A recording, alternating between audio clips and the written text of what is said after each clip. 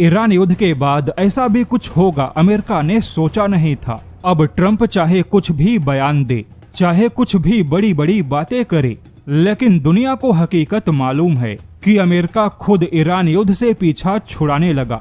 ऐसे में अमेरिका की जो हालत हुई उसके बाद जापान और ऑस्ट्रेलिया ने भी अमेरिका को फूटी कौड़ी का भी भाव नहीं दिया। अब जैसा कि ऑस्ट्रेलिया और जापान, जो कि हमेशा से अमेरिका के सबसे करीबी माने जाते हैं, अभी तक अमेरिका के मंजूरी के बिना इनके कोई भी बड़े फैसले नहीं होते थे। लेकिन अब इसी ऑस्ट्रेलिया और जापान ने अमेरिका को साइड में करते हुए डिफेंस के इतिहास का एक बहुत ही बड़ा फैसला किया और अमेरिका को पूछा तक नहीं।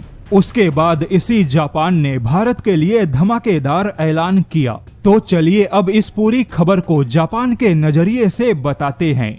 सबसे पहले तो ट्रंप कुछ भी दावा करे कि उन्होंने ईरान में अपना लक्ष्य हासिल किया, लेकिन दुनिया ऐसा नहीं मानती। उल्टे ईरान के साथ युद्ध में उन देशों की आंखें खुल गई जो अभी तक केवल अमेरिका को सुरक्षा गारंटी मानकर बैठे थे, और ऐसे ही सुरक्षा गारंटी वालों के लिस्ट में जापान भी शामिल है।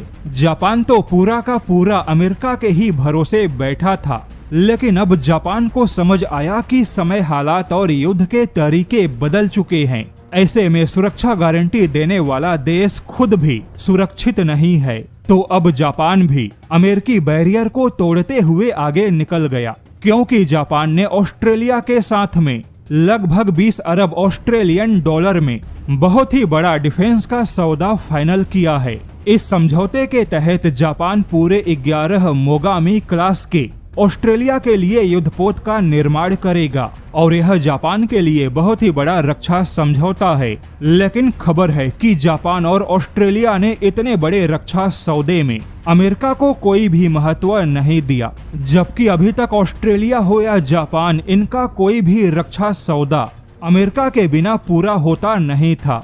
लेकिन अब यहाँ पर अमेरिका पूरी तरह से स्वाइप आउट हो गया, और इसी के साथ जापान ने दुनिया को यह संदेश दिया कि अब जापान भी खुलकर हथियारों के व्यापार में कूदने वाला है। लेकिन अब इसी जापान ने क्वाड के सदस्य देश भारत को भी अपने मोगामी क्लास के युद्धपोत का प्रस्ताव दिया है। लेकिन बात केवल प्रस्ताव की नहीं है, क्योंकि जापानी डिप्लोमेट के कुछ बयानों से संकेत मिला है कि भारत और जापान के बीच बड़े हथियारों के तकनीकी ट्रांसफर जैसे समझौते भी हो सकते हैं। अब जैसा कि जापान ने 2024 में भारत को यूनिफाइड कॉम्प्लेक्स रेडियो एंटीना दिया, और जापान के केवल इस एंटीना ने ही भारत के युद्धपोत को काफी स्टिल्थ बना दिया, और जापान ने केवल एंटीना नहीं बेचा बल्कि भारत में इसके उत्पादन पर भी सहमत हुआ।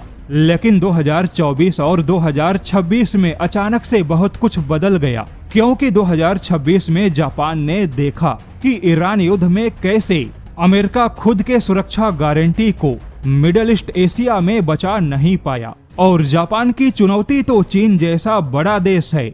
ऐसे में अमेरिका के भरोसे बैठना ही सबसे बड़ी मूर्खता होगी। अब जापान ने तय किया कि वह भी अपने हथियारों के रेंज और दायरे का विस्तार करेगा, और जापान के हथियारों के ऐसे विस्तार में क्वाड के सदस्य देश यानी ऑस्ट्रेलिया और भारत मुख्य सहयोगी बनेंगे।